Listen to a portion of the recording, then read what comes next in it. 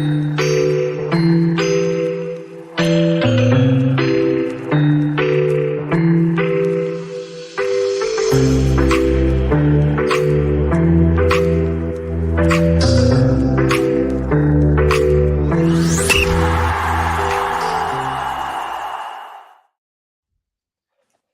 evening, ladies and gentlemen. Welcome to Friday night's episode of the Rangers Journal. My name is Bob Harron.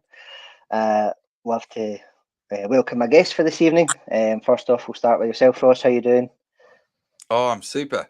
The day has come that it's like Christmas Eve tonight, isn't it? We've got Rangers on tomorrow. I think we're all pretty happy about that. Sick of the international break. So, yeah, I'm delighted to be here. Thanks for having me, Bob. Yeah, no problem. Couldn't agree more, Ross. Come to yourself, Dino. How you doing, pal? Very well, thank you, Bob. How are you, mate? Yeah, not too bad. Same as Ross. Just looking forward to the game tomorrow after what seems like a long time since the last game. So, yeah, yes, happy days. Excellent. And tonight we have a special guest with us. I'd like to introduce Andrew from the Ibrox channel. Andrew, thank you very much for coming along tonight. How are you tonight?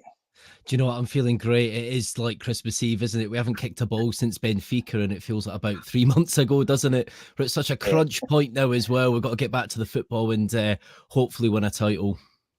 Excellent.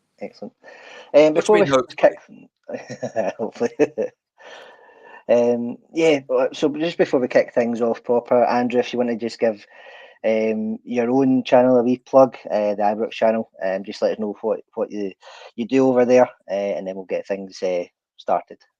Yeah, the Ibrox channel, it's a podcast which is available from all your usual podcast locations. Just search for the new Ibrox channel podcast. It's listed a bit differently on the stores due to a problem with the old feed. But you can find us on X. Oh, I don't think anyone calls it X, do they? It's Twitter. It's still Twitter, isn't it?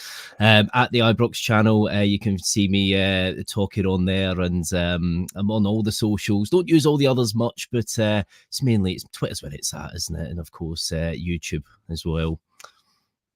Excellent. Just talk about Rangers, really, like yourselves, yeah. That's the best thing to talk about, especially on the socials, definitely. Obviously, anyone listening, watching, go ahead and give Andrew a like, and a subscribe, and a share. Same with the Rangers Journal, of course. Can't miss these guys out. Let's kick things off.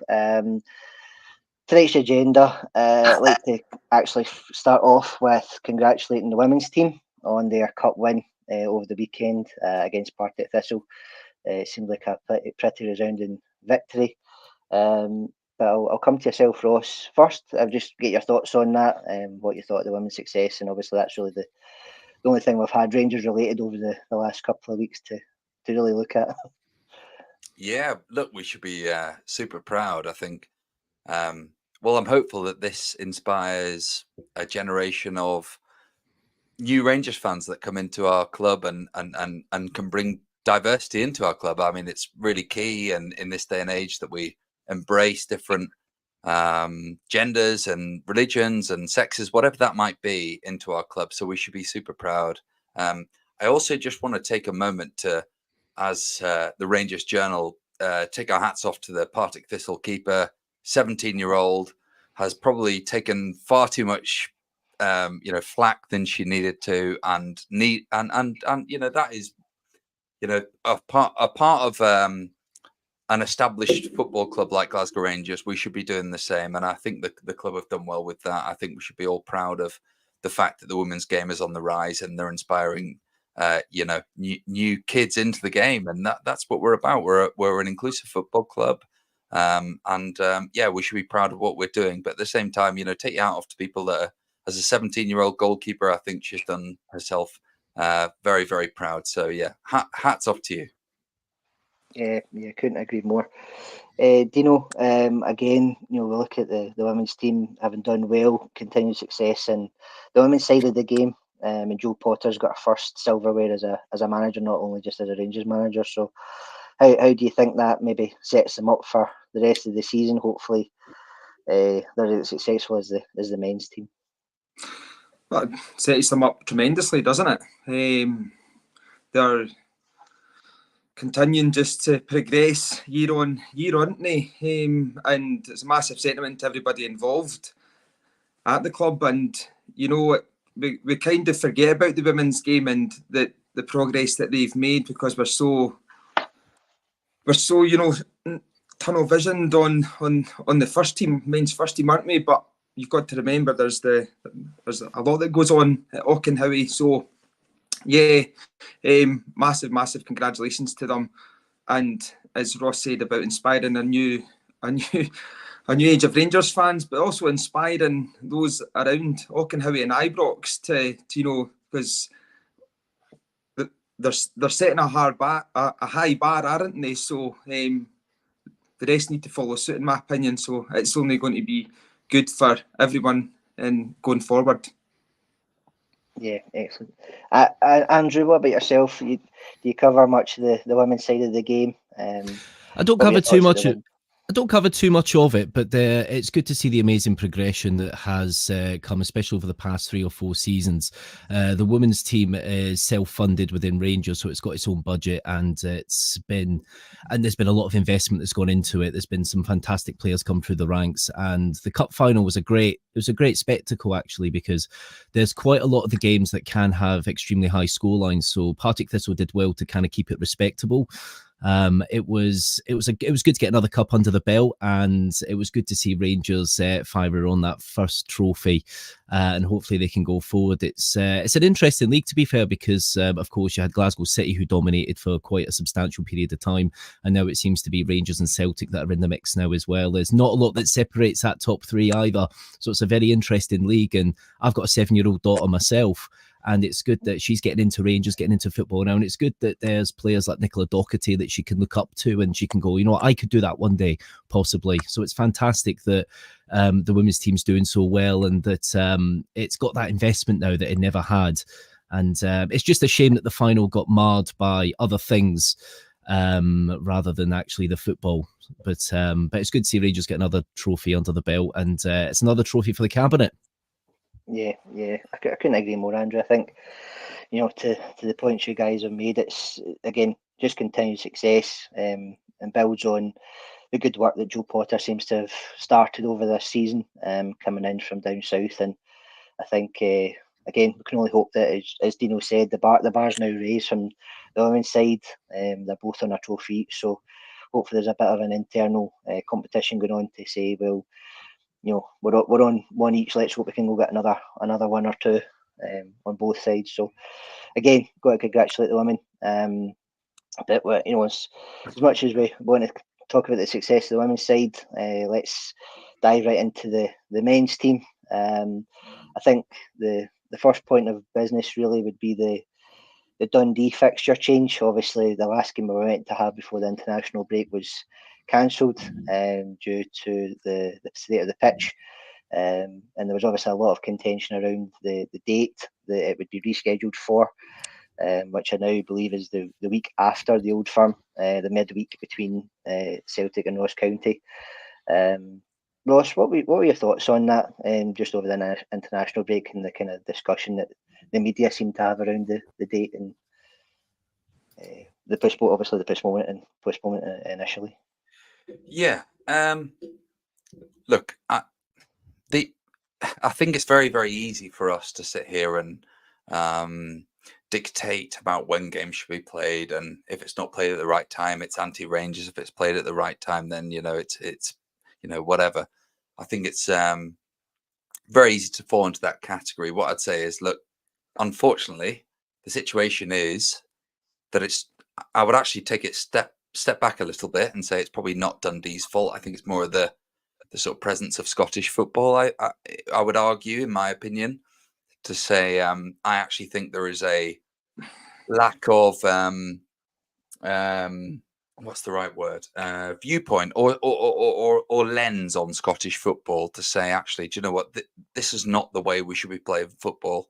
The way that they have had 3 or 4 cancellations already this year, it needs to be better. The investment needs to be better. So that's not our job. It's not Rangers' job. This is, the sort of top level of SPFL job to say, actually, this needs to be better. And that kind of goes hand in hand, in my opinion, with with the artificial pitches. I think that kind of comes in a very similar position. We look at teams around Europe, where we obviously got Mohamed Diamande from Nordjylland, where they've got a sufficient pitch for all climates.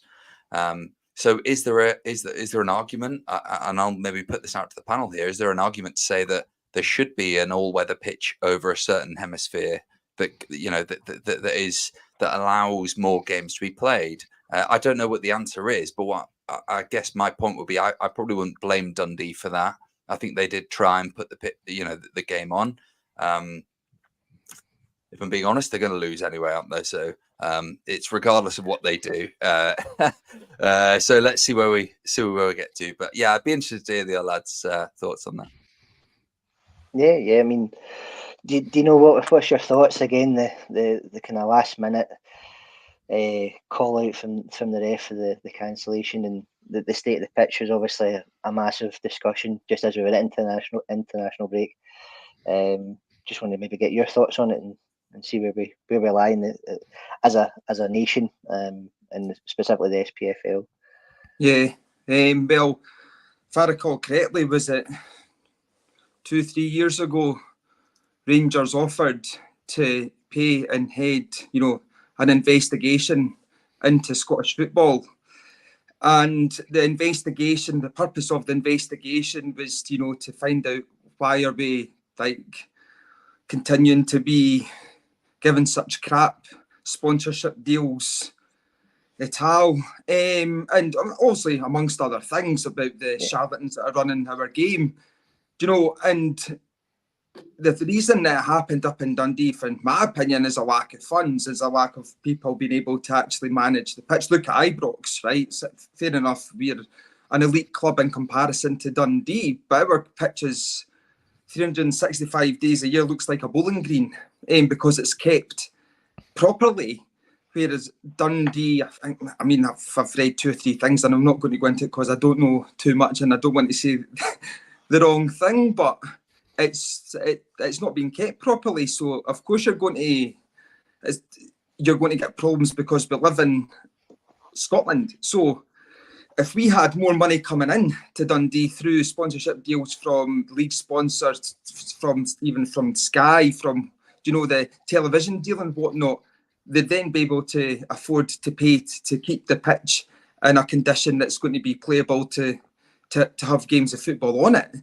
Now, when you've got Cinch, right? Cinch sponsorship deal for the SPFL is actually less money than what they give the women's Spurs team, right? Just put that in perspective, right? So the women's Spurs team get more money from Cinch than the whole of the SPFL. So therein lies the problem. So when we've got these problems that the game's getting rescheduled and things like that,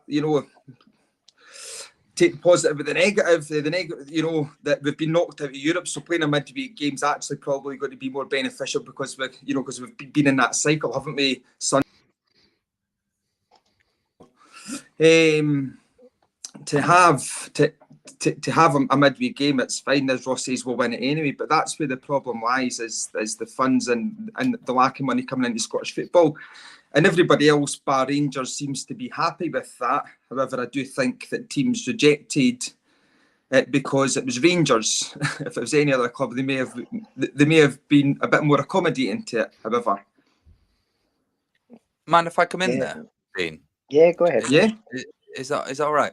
I was just going to ask you, when the majority of games I've seen this season, the away games, even if it's Hearts or Hibs, and they can't fill the stadium, what is the indication to Sky or BT that actually this is worth doing? Well, it's a bit of a conundrum, that, isn't it? When you've not got seats in the stand and you've got no atmosphere at games, and it's not exactly appealing to broadcasters, is it?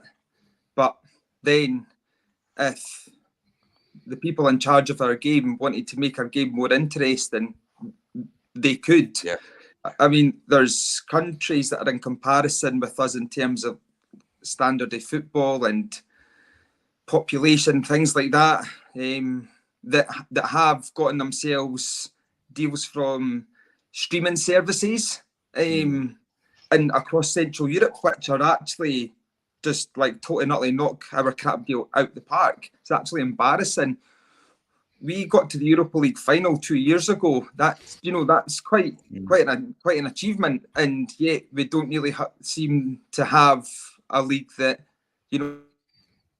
kind of represents that. And yeah, so until the powers above are moved out and there's other folk brought in, we're going to be in this vicious cycle, aren't we?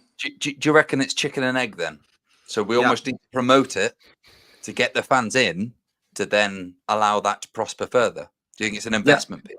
That is, yeah. If more money comes in, then teams are going to have more money to buy better players that fans are going to go and want to see. As simple as that. We go to Ibrox because we want to be entertained for 90 minutes, because we know that we're going to be watching good players score goals and win games for the club that we love. That should be the same for every team. Look, like, let's use the English Premier League as a comparison. Back 30 years ago, they were on par with Scotland. Do you know, in terms of the players that we were able to get in Scotland across all the teams, not just Rangers and Celtic. There was a lot of quality players in the 90s, and then Sky came in, and the rest is history. So yeah. I do have to say, I think when it comes to supportership in Scotland, I think we do have one of the highest attended leagues per capita for the population that we have in Europe. Now, there's a lot of problems. For example, I think we've got maybe too many clubs in Scotland in some respects for quite an underpopulated country. There's more people in London than the whole of Scotland, isn't there? Sky did put a deal on the table in the late 90s, but this was at the time when we were looking at doing our own cable channel at the time, which ended up falling apart. And then I think we had to go kind of crying back to Sky going, all right, we'll take some money. And it was a much reduced deal. It is difficult in some respects. Now, all weather pitches, they have their flaws as well. We've had some certain games can be called off due to snow. Now, I think Livingston normally can do quite well with their pitch. But obviously there's other things that come with that, injuries. There's a lot more information on injuries now with a lot of these kind of 4G pitches. Rubber pellets being carcinogenic now is also something that's been discussed a lot in football. I know that's a completely different thing entirely, but it does seem that there is at Dundee, specifically at Dens Park, there is a bit of a drainage issue. Fair play at the ground staff. They were there from 5 a.m. trying to get the game on. But you could see from them pictures from 10 a.m. it wasn't looking good. It was the penalty area and an area near the dugout that was the worst. And having it in the penalty area where you can't bounce a ball, that's, interfering with, goal scoring opportunities. It does seem that I think Dundee are looking to move away, aren't they, to a newer stadium. So I don't know if they're just not repairing what they should be. You got a club 200 yards away, which, hasn't had any call-offs this season due to the weather, where they've had 4 already. So I think, we can kind of rule out the localised rain because, Tannadice Street shares 2 clubs and only one's had 4 games postponed, haven't they? Yeah, I seen this week. I think Dundee have also nabbed the ground staff or the groundskeeper for Tannadice as well. So it looks as if they're at least trying to make an effort before the end of the season. But again, my thoughts on it personally was it was interesting that how bad it was at this time of the season. Again, that the point's been taken on board. That we've all mentioned that from 9 o'clock in the morning, it didn't look as if it was going to be playable. I think my concern is the fact that it's now going to be a midweek night. Is that going to make it any better? Is it going to make it any worse? It'll be interesting to see what the state of the pitch is after maybe 2 weeks of not having game time on it. At that point, it'll be obviously maybe another three or 4. So yeah, it'll be an interesting game regardless. Hopefully the pitch doesn't have a say in the outcome of the game on that particular Wednesday night. I think with that being said, we'll look ahead now to the Hibs game at the weekend. That's the most important game from a Rangers perspective. It's interesting to note that Hibs haven't actually scored against us this season in the 3 games that we've played, twice in the league and one the quarter-final of the Cup. It's been a 4-0, a 3-0, a 2-0. And again, obviously that last game, the quarter-final, was particularly fiery from the Hibs side. Maybe come to yourself, Andrew, first, just to get your thoughts on what Hibs have been like this season, and what your thoughts are on the upcoming game tomorrow. Well, they didn't have a great start to the season, really, did they? They were kind of floundering a bit like Aberdeen were, and we kind of swatted them aside quite easily, which was always nice when that happens. As you say, our last few games against them, we've not really had much difficulty. However, under Montgomery, he is a manager that likes to play a bit more football, so to speak. So he likes to kind of play from the back and play attacking football. I think we'll see Hibs come into Ibrox looking to attack. I don't think they're going to sit back like most teams do at Ibrox. They do sit back and try and frustrate us, which, being honest, that is the best way to try and get something against us, because if you try and play football, they open up and we'll find the pockets of space. I remember the last game at Ibrox when they were playing from the back. They were making a few mistakes. They weren't terrible at playing from the back, but they would lose possession before the halfway line, and then they would really struggle to get it back. However, they wouldn't change from doing that. I think some of their weak points, I think David Marshall's a bit of a weak point for them. I think he should be kind of winding up his career now. I think, he's had a fairly semi-decent career, but I think he's a bit of a weak point I think we can attack. They'll be looking to secure top 6. I would say they're pretty safe for it. They've got obviously 3 games to go. Their closest rivals really for 6th are Dundee, and we've got to be honest, they probably are going to lose to us. I'm not going to jinx it now, but so I would say, if Hibs can take at least 3 points over the next out of the next 9 points, I think they'll be okay. But they will be looking to try do something tomorrow. Montgomery himself has been saying that they are looking to play football. They are looking to take something. However, most Hibs fans are looking at it as unlikely, which I think is, you kind of would look at it that way. If you're going to the bookies, you're not putting your money on a Hibs win. I think the last time Hibs done that probably was back in the Ivan Sproul days, which is that name that sends a shiver down the spine when you hear it, don't you? Which I think was a hat trick as well, wasn't it? Oh, less said about that, the better. But yeah, he was a decent player. He was a decent player, wasn't he? I think, was he Northern Irish, wasn't he? He was, Sproul, yeah. Yeah, very good player. But they're without Boyle at the minute as well, aren't they? He's not far back though, from what I've been reading. But he'll be a big miss for them. It was, every game's difficult now. We're going into this business end of the season. Every game is a cup final, and we've just got to be able to get through that match, win it, and move on to the next one. But it's going to be a difficult game. No game's easy now. But I think that psychologically, you see Hibs, you think, could be where you drop points. But I don't see us dropping points tomorrow. I think we will win. Yeah, I would definitely agree with you on that one, Andrew. Dino, I'll come to yourself next. Just thoughts on the game again. Hopefully, going to be an entertaining game. Both sides attacking. But yeah, what are your thoughts on the Hibs game and the games that we've had against them this season already? Yeah, just as Andrew touched on there, kind of echo pretty much everything there. And with the quarter-final being as fiery as it was, and I think them feeling a sense of unjust as well in that game, there was a lot of aftermath, to say the least, that they were hard done by. Let's just say that, right? So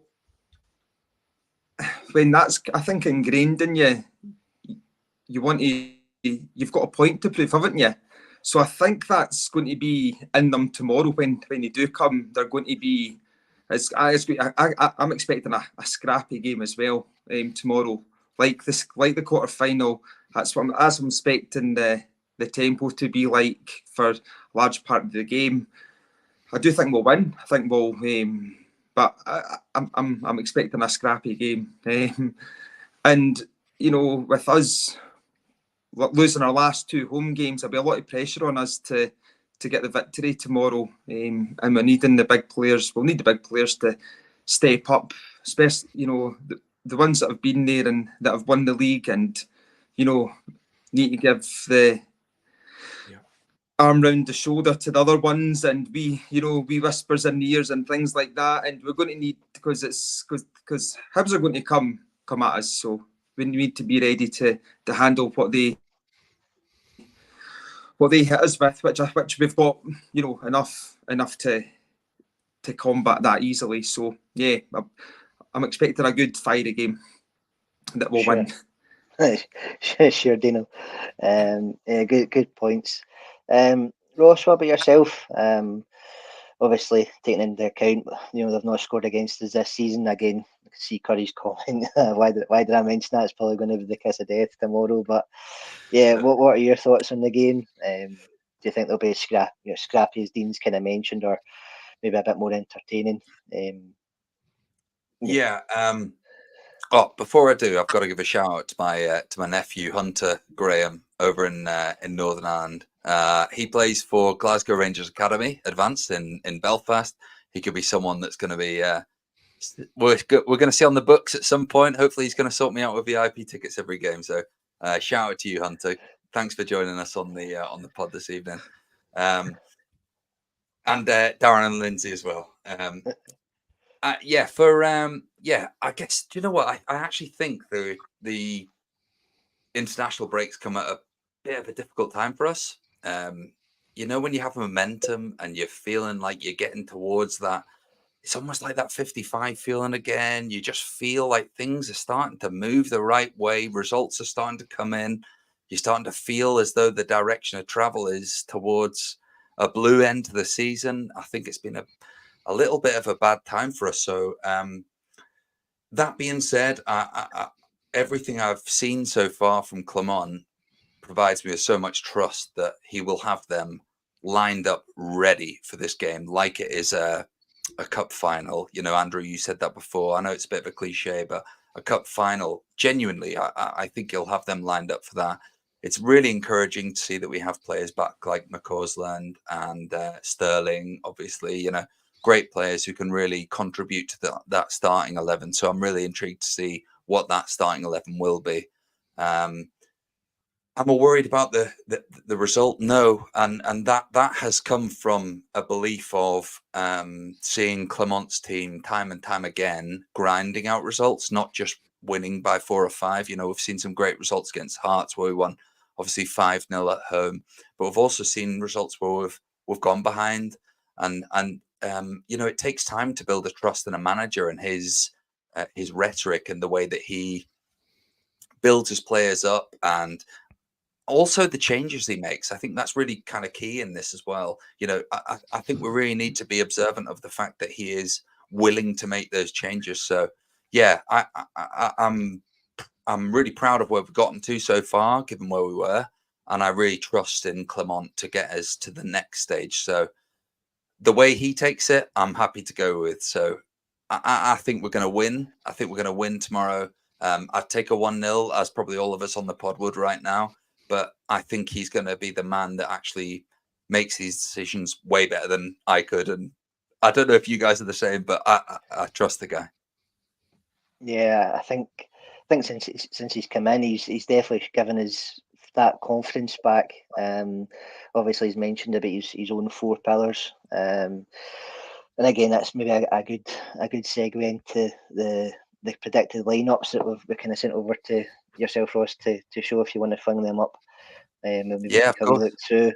And Andrew will obviously get your thoughts on your own team as well. But yeah, we'll start off with mine. So I went with 4-2-3-1. Butland in goal. Back 4, Tav, Goldson, Suter, Barisic coming in due to the Yilmaz injury, which we'll touch on shortly. Lawrence and Lindstrom in the middle, with the front 4 of McCausland, Cantwell, Silva, and everyone's favourite Nigerian, Cyril Dessers up top. The key player I've picked out was Fabio Silva. Again, he seems to be on form over the international break. He said, I think it was 3 goals and 2 assists with the Portugal under-21 team. So again, I think hopefully he's coming back on a good wave of form. Confidence as well, it should be high.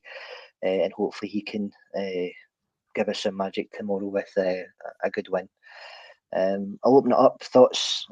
Ask yourself, Ross, first. What were your thoughts on the lineup?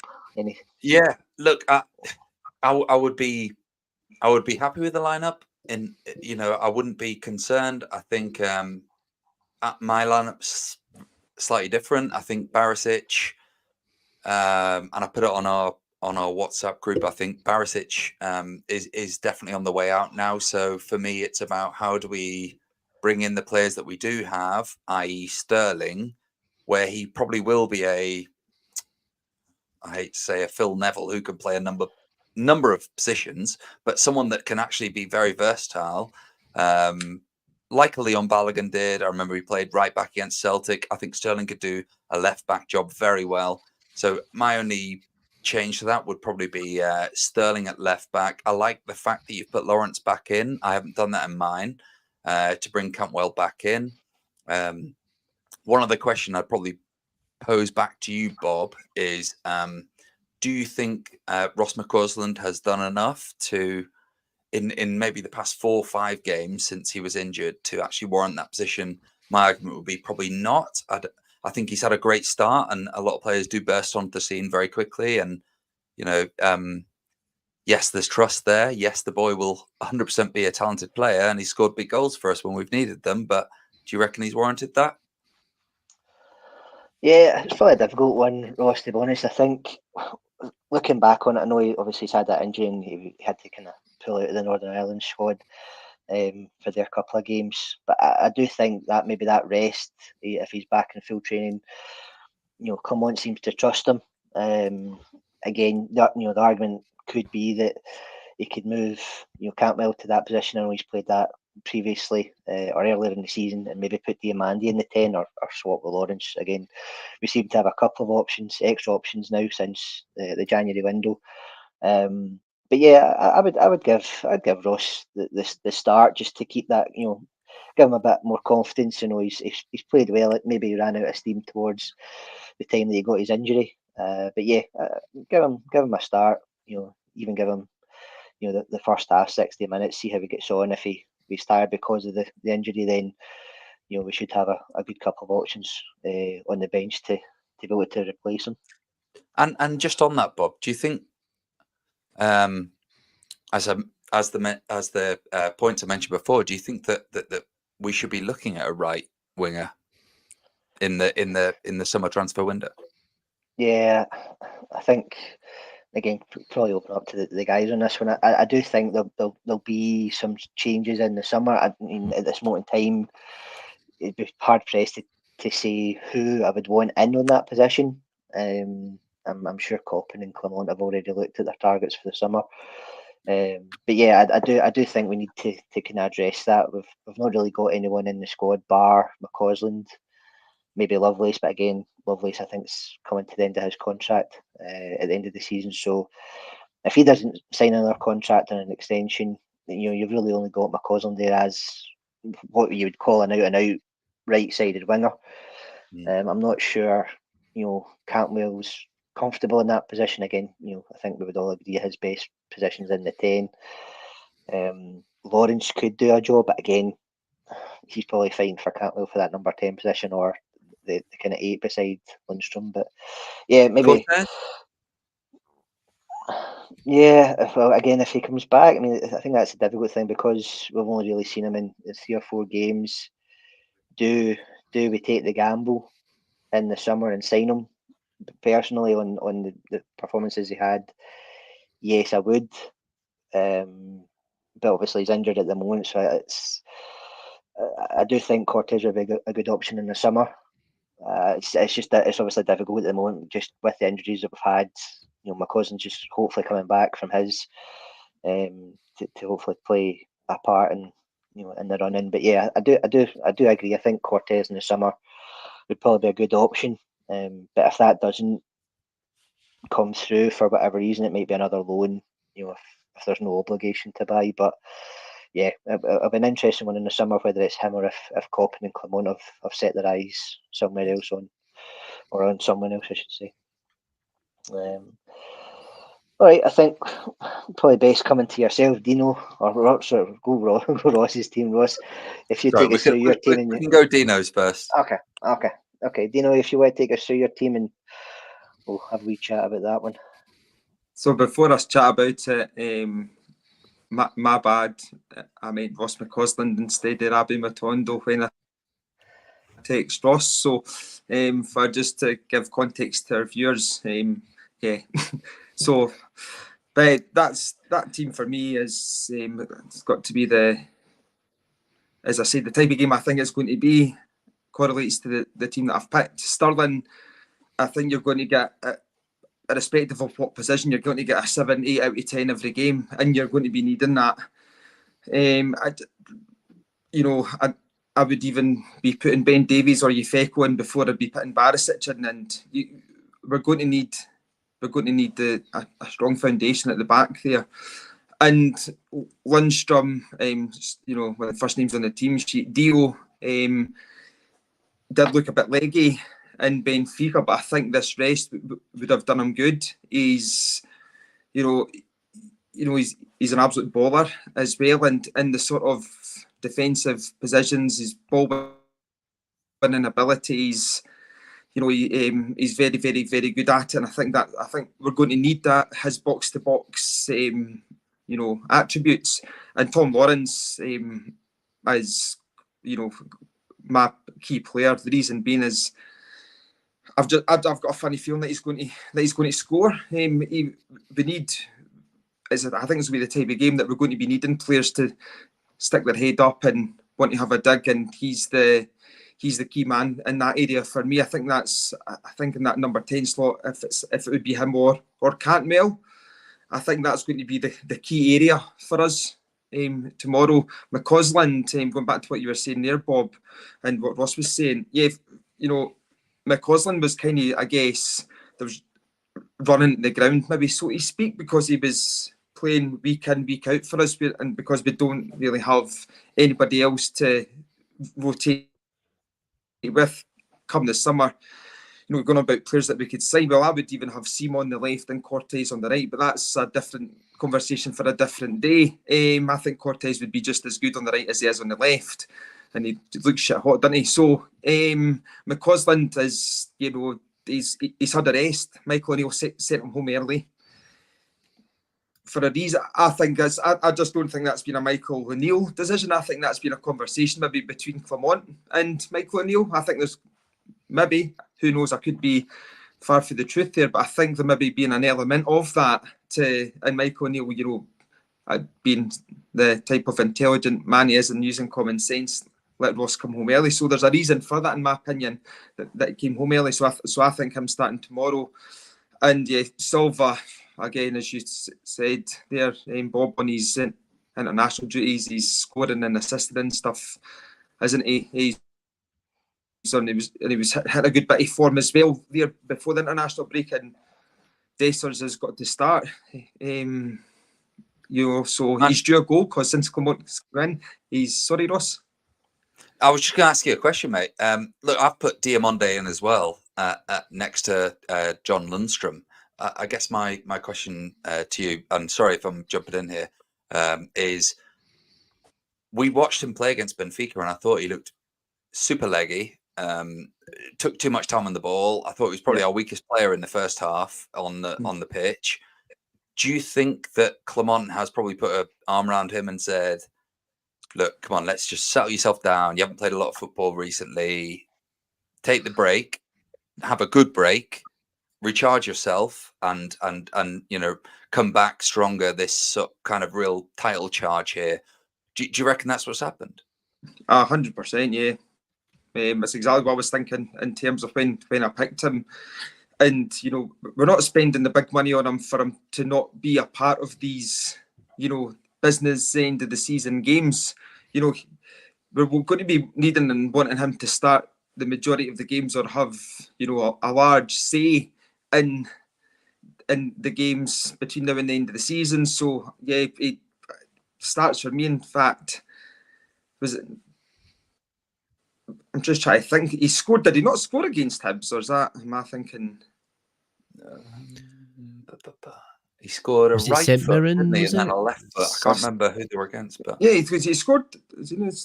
Anyway, but I can't think now. I can't. You know, it's one of those things. Anyway, doesn't matter. Just meaning that, you know, getting a goal from midfield, you know, as well. We're going to be needing goals to come from everywhere, and I mean this no disrespect to Dessers. You know, just say he has another. He fluffs it again. You know, we're going to be needing goals to come from everywhere else in the pitch, and Dio's proven that he can be that man and step up and get us a goal. So, you know, if he gets us a couple of goals between now and the end of the season, that's, you know, that's kind of what I'm wanting and expecting from him. So yeah, and I think Tom Lawrence he's hard as nails, and as I said, Hibs are going to come at us all guns blazing. So just think Tom's the type of man in the middle of the pitch to, you know, to take control of the game. So yes, that's why I picked him. And Dessers is due as a goal. He's got a good record since Clement came in. He's not scored recently, so yeah, he's got to start. And we can't really take any sort of risks on Roof, because Roof could come on and get injured after 6.5 minutes, and then he's out for the rest of the season, and we've already wasted a sub, you know. So that's the way that I look at it. If we're going to be needing all 5 subs to come in and make an impact in the team between obviously now and the end of the season, and Clement's good at obviously that and bringing the players on at the right time, irrespective of Diomande should have been taken off after 50 minutes against Benfica. However, here we are. No, I understand that, Dino. I think, Ross, if you maybe want to throw up your team, maybe let Andrew have a wee take. I know you've seen the first couple, Andrew. Just maybe your own thoughts before we go through Ross's team. It's difficult, isn't it? Because with all the injuries that we've got and having to change things up, it just gives you a bit of a headache. But I guess in some respects, it gives you a bit of an easier team sheet because you've got barely anybody to pick. But I was looking at the majority of the injuries. And, you know, I thought with some players, yes, we've had a few weeks off, but a few players have been obviously on international duty and maybe have just flown back in. So I'm not sure that some all will start. One of the positive signs for me was that Kemar Roof seems to be in a very good place at the minute, fitness-wise. Obviously, like Dean said, you know, for how long? But I don't think we can just wrap him in cotton wool and you know, hope to keep him for times where we might really need him. I think I could see Roof starting tomorrow. I think I could. He's on his day when he's fit. He's one of the best strikers in Scotland, and I stand by that. But his fitness really lets him down. But at the same time, he probably wouldn't be at Rangers if he was completely fit. He'd probably be, you know, somewhere else, you know, earning a far substantial amount of money. Now, I've kind of based this team on, you know, who I thought, you know, would be fit. Obviously, looking at the back four, that kind of, I guess that picks itself at the minute. Obviously, we've had the debate about putting Sterling there. It looks like he is back by the sounds of it, obviously from today we've heard from the press conference, which is good. I don't know if he gets thrown in straight away though. Maybe he might come on in the second half, you know, working back in part of the, you know, the recovery and the fitness plan. So we'll probably see Barisic maybe at left back, I think. I don't like to be overly critical on players, you know, all players make mistakes, but it's probably a better type of game for Barisic. I'd rather him play tomorrow than in a week's time, if I'm being honest, just because of you know how he's been in recent Old Firm games. Midfield, obviously Big John Lundstrom, he was key in the last league match against Hibs. He played that great ball over for Ridvan, which was just fantastic. He's had a few of those defence splitting passes, which is something we haven't seen from a Rangers side in recent years. You know, we try and force the ball out to the wings and cross over, and you know, this has been a bit more direct, and I absolutely love it. So, you know, we'll definitely see Lundstrom in midfield. I think you know, it's one of these. I thought maybe Diomande next to him. It's one of these things. Obviously, we've got Campbell back. I think we'll see Campbell in the second half. Personally, he could start tomorrow. It's one of these. It's a bit of a coin toss, but if not, I would say Lawrence would be next to Lundstrom. However, I don't think Cantwell will start, so I think Diamande and Lundstrom in the midfield. I've put Scott Wright in out on the right because, again, McCausland's his injury's been described as complex. He's not far away. You never know. We could see him tomorrow, but I don't think he'll be rushed. He was looking very leggy and tired in the last kind of few games that we saw him. However, for me, he's a player that takes on a man, and I do like to see that. That was one of the few positives we could take from the game at Parkhead, was McCausland was trying to take on people and try and get past people. Yeah, he wasn't successful all the time, but he was trying it. But with the limited options, of course, with Cortez now being out, and it's one of these situations that you look at and think, are we ever going to see him again? Has that scuppered his potential actual signing to the club, because he was doing very well out there, and we've never really had a nailed on right winger. But I think Scott Wright can kind of fill in for a game like this. I think he will do okay. He's very good at getting by a man, getting into the box. It's the final end product that he kind of still lacks, and something he's still got to work on from his game. Tom Lawrence in behind Roof for me. He can do that job that Cantwell can, in a sense. They're different players, of course, but if Lawrence wasn't there, it would definitely be Cantwell. That's his natural position, and he's just very good there. He's perfect there. But Lawrence, I think he's been adding a little bit more again since he's come back. It was frustrating when he got injured the last time, because he was starting to be a very star performer for us. I think we've all been pretty unanimous on Silva starting, haven't we? I don't know when he actually came back into the country, but I'm sure he'll be okay for the game. But he'll be raring to go. He's been doing absolutely fantastic for Portugal under 21s, and he's just a joy to watch with the ball at his feet. Could he be a key player tomorrow? Very possibly. But you know what? If Roof starts, I think he'll score tomorrow, if Roof does. And I can see Roof maybe starting tomorrow. It's a bold claim. I like that. Hopefully, if he does start, hopefully. As if he doesn't slip in the shower and pull a disc, you know. Yeah. I think we're all touching wood on that one, and hopefully he lasts longer than the 6-7 minutes that Dino mentioned. Yeah, Ross, let's go through your team. I see you've got the key player as Todd Cantwell. But yeah, let's go through your team and then have a wee chat about that one. Yeah, I mean, look, the points the lads have made are all very valid. I think, it's interesting to hear a different aspect on it. I think it's everything you've said is, you validate it very well. I think I would put Sterling into that left back position. The only reason I would is because I think with Borna more than likely leaving in the summer, I think Dujon Sterling will have to be known as a utility player. That's a horrible term for it, probably. And I would love to see him in a central midfield position, but I think he's proven himself time and time again that he can be very versatile. So therefore, I think he'd do a really good job. He's got the pace, he's got the aggression. I think he listens very well to what the manager asks him to do, which is something that probably isn't maybe spoken about enough. So clearly Clement has a very distinct style of play, and I think Sterling actually listens very clearly to that no matter where he plays. So I think therefore at left back he'd be absolutely fine slotting in there. I think he's got the support around him. Fabio Silva, I was speaking to my dad earlier today about this. We were chatting about Silva having played more recently on the left, having been up top, and I remember the pre-season games when he was playing number 9, and I was kind of thinking, this is another Diallo or another flipping whoever, just someone that's got a big name and a big title and a big, cash next to his name. But actually, seeing him on the left, I can really see this guy is a top professional. I think he's really, really strong off that position, in my opinion, rather than through the middle. I've put Cantwell on the right, which might be a little bit of a feather rustler, I guess. And the reason that I've done that is because I think Cantwell will be knocking on the door right now to be playing games. He's clearly an asset to us, but for me, I can't take Lawrence away from that position because he's been doing so well. So the midfield sort of triangle of Lundstrom, Diamande, and Lawrence for me have been doing really, really well.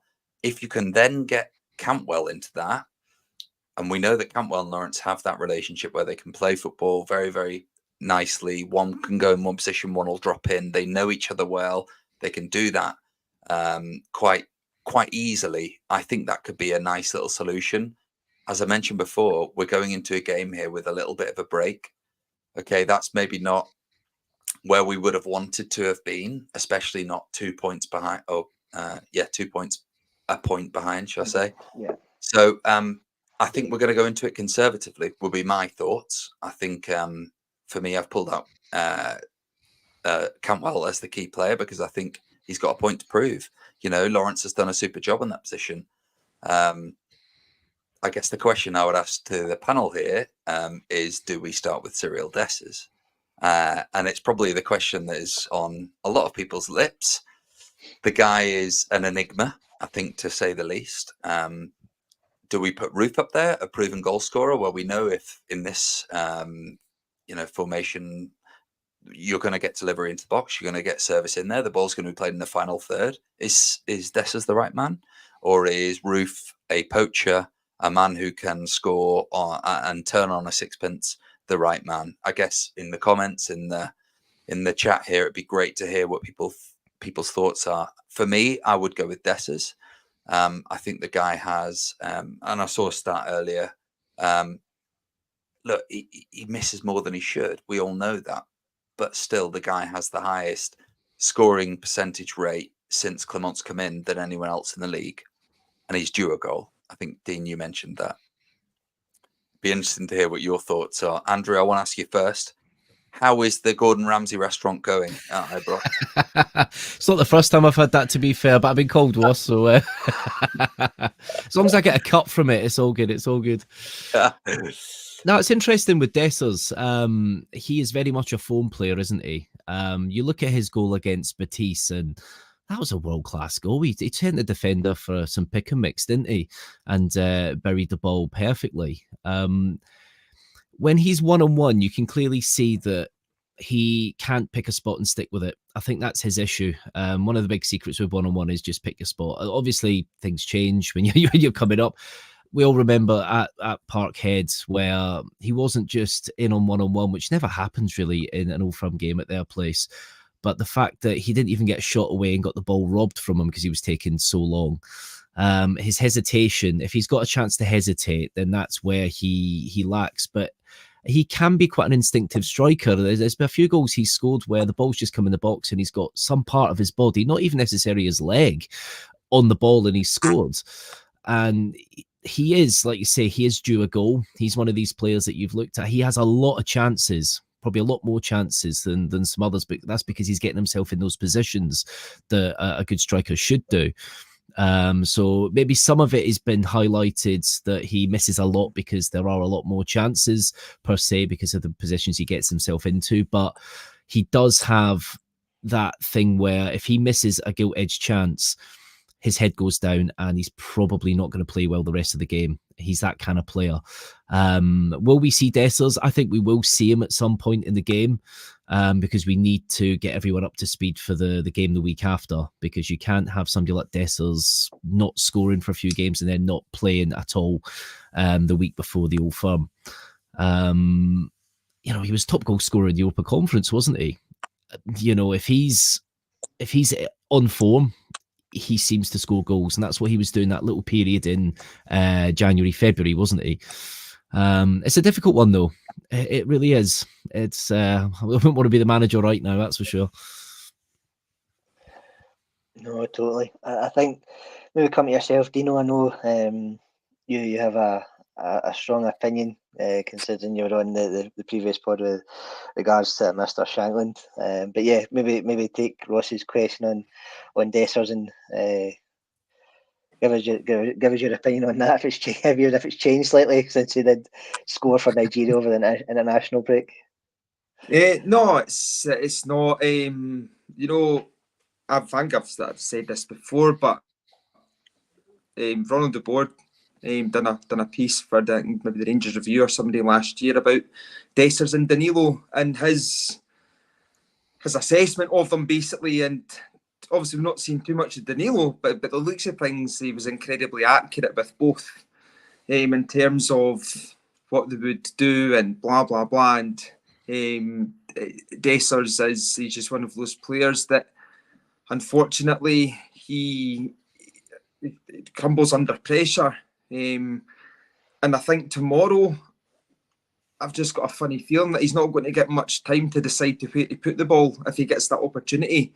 So that's why I would be starting him. And if he goes tomorrow and doesn't score, then if he does go and start against Celtic, and the same happens, and we don't get the result that we want to get, I think that the fans who kind of want to be banging the Dessers drum might have to be, reevaluating their beliefs in him, to say the least. So, yeah, starting tomorrow, has a good game, doesn't necessarily need to score, but as long as he has a good game, I think that'll do him the world of good, because as he touched on there, guys, he's a confidence player. And he's going to need to have confidence going into the Celtic game, given what happened against them previously. So if he has a good game tomorrow, going into the Celtic game, if he starts or not, it's going to be highly beneficial for him. So he needs to toughen up as well, because the previous game he was just complaining, if I think I remember, but absolutely everything. And you're playing in Scotland, and he's been here long enough now to know that these things are going to happen, and every single little bit of conflict, and he was just, I actually found it quite irritating, but his head was down, and that cliche, his head was down. And so, yeah, if he leads the line tomorrow, has a good game, then I'm happy with that. And if he scores a winning goal, even if it's a deflection off the back of his left heel, I don't really care. But yeah, tomorrow I doubt that he'll get much time to think about it if he's got an opportunity, which is good for him, because he's good at scoring those types of goals. Sure. No, I take that on board, Dean. I think you touched again on the fact that we've not really seen a lot of Danilo to this point, again with the injury situation. Maybe touch just briefly on that one, guys. Ross, I know we'd kind of had that conversation in the chat, obviously, with what we discussed previously. The fact that we've obviously with the lineups as well, we were debating the fact that Yilmaz got injured over the break. Whether or not Sterling's going to come back from his injuries. Obviously, there's been a couple of comments about our pictures or posts from Danilo showing that he could be back sooner than expected. We're expecting Sima back as well, I think, from what's been discussed. And I missed the presser today, so I'm not sure how soon he'll be back. But yeah, maybe just a brief touch on the injuries that we've had, what folks coming back, and how important that'll be in the next few games as we hit the wire. Yeah, sure. I guess there's a few ways of approaching it. I guess as a Rangers fan since when I was born, early 90s, and I remember speaking to some of the North Yorkshire loyal who I'm a part of. They were saying that you'd be playing Stenhousemuir on a Tuesday night, you'd be playing Celtic on a Saturday, and there wouldn't be the injuries that there are. So there must be something that's in there. I think we have been disproportionately hit by injuries.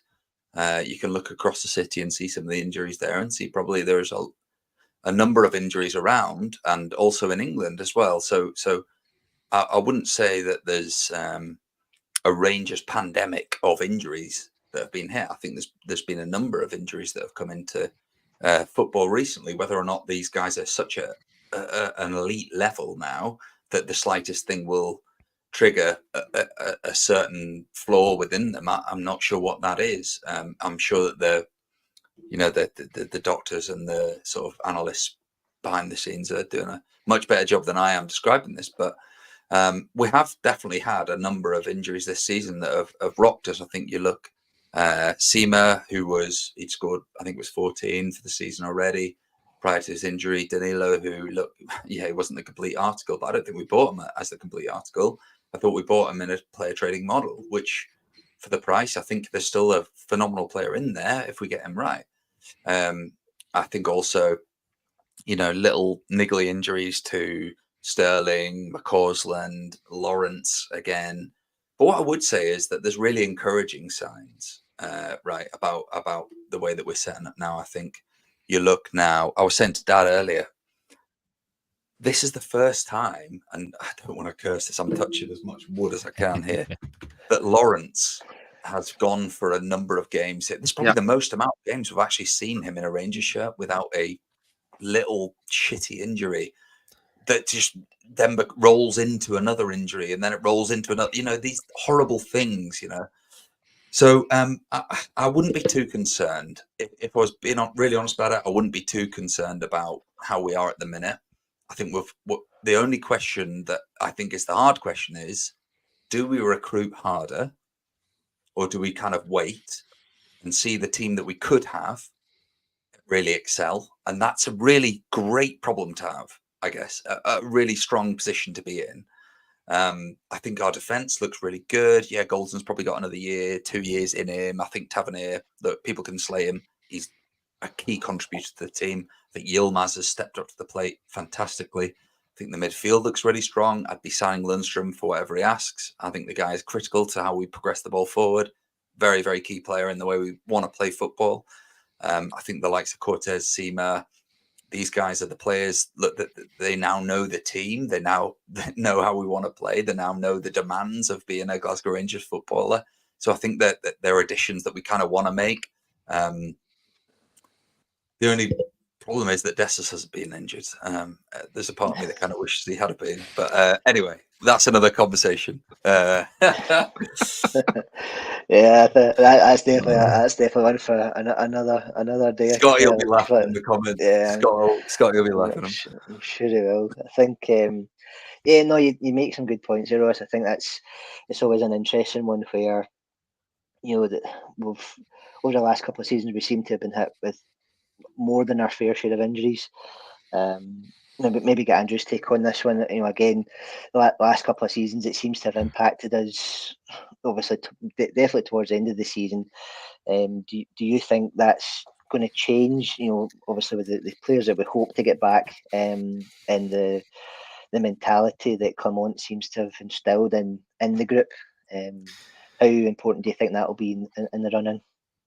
Well, it's I call it like the curse of Jordan Rossiter in a sense. It's that 7 to 10 days. We always seem to get a lot of the injuries we seem to sustain in the team are ones where they're not like massively bad studs up challenges. Sometimes a player will just have an innocuous knock, and then you get that photograph of them the next day in a hospital bed. Surgery went well, and you're like, oh, for goodness sake.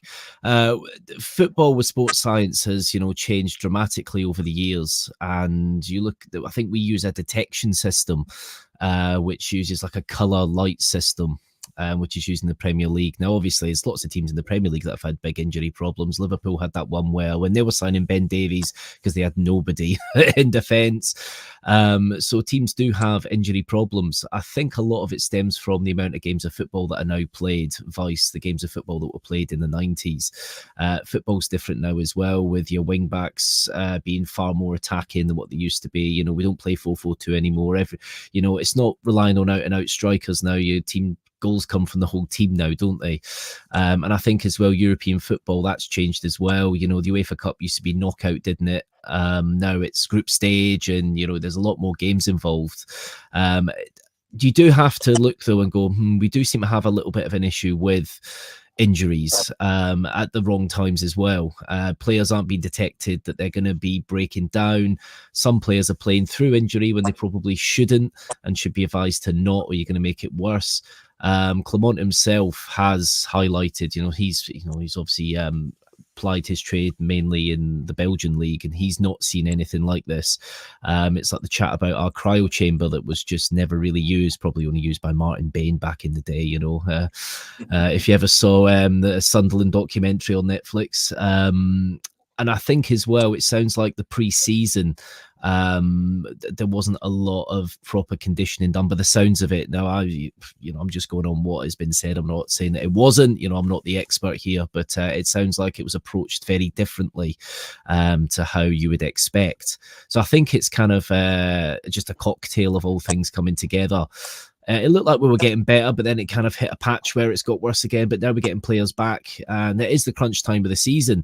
The key thing is, are we going to be able to get players up to speed in time? Because yes, it's great when you got players coming back like Danilo. Let's say if he comes back next week, will he be up to speed by a month's time? When the season's just about to end. So it's interesting. And of course, not all players come back as fit as they were. We all remember Michael Moles after his injury. He was never the same again, was he?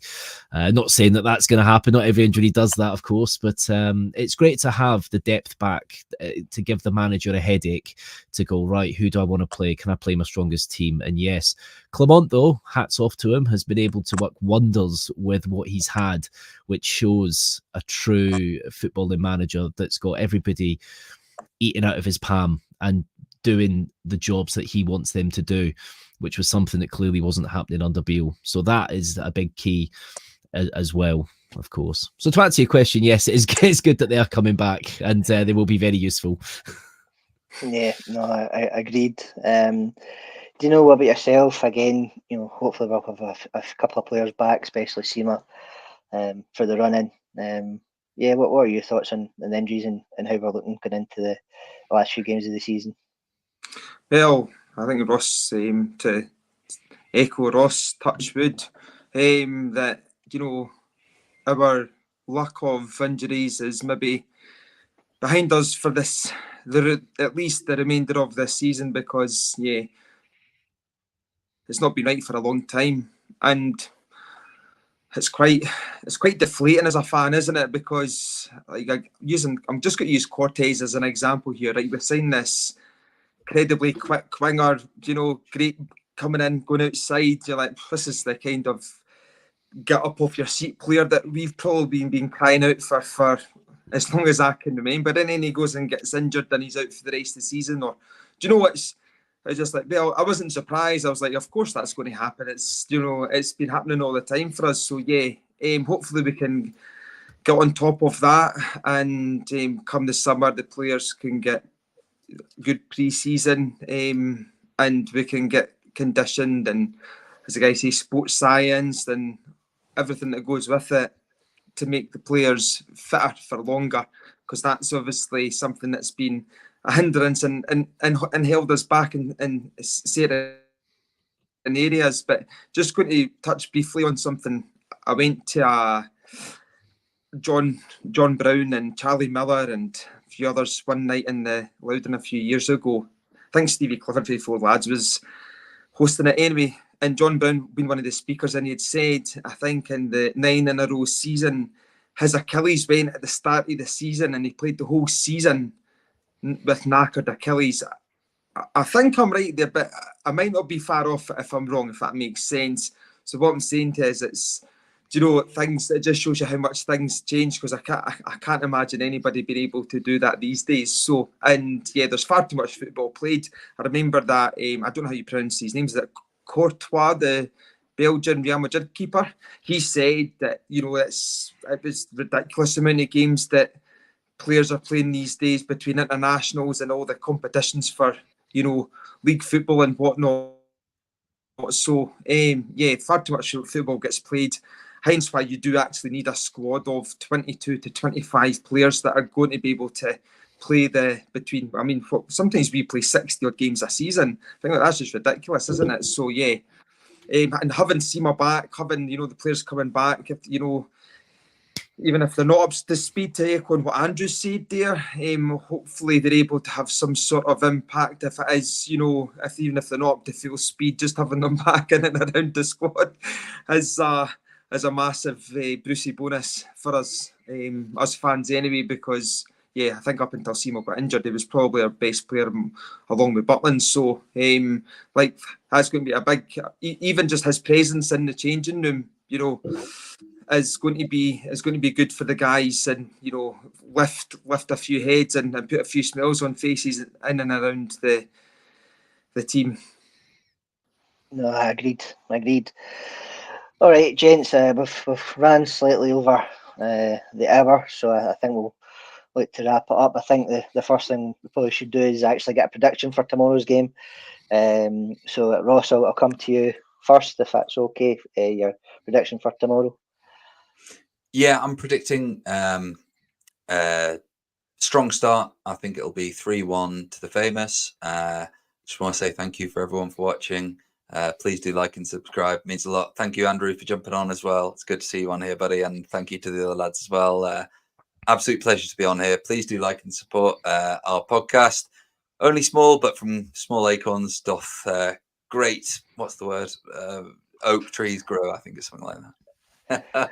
Thank you. Andrew, your prediction and your thank yous before we look to wrap it up. To be fair, I like Ross's 3-1. That's good. I'd love an early, nice start, couple of goals. I think it'd be a 2-0. I think it'll be 1 goal in the first half and a goal in the second half that will keep us on tenterhooks for 90 minutes. 2-0, I think. Excellent. Short and sharp. Dino, thoughts? Result in the game?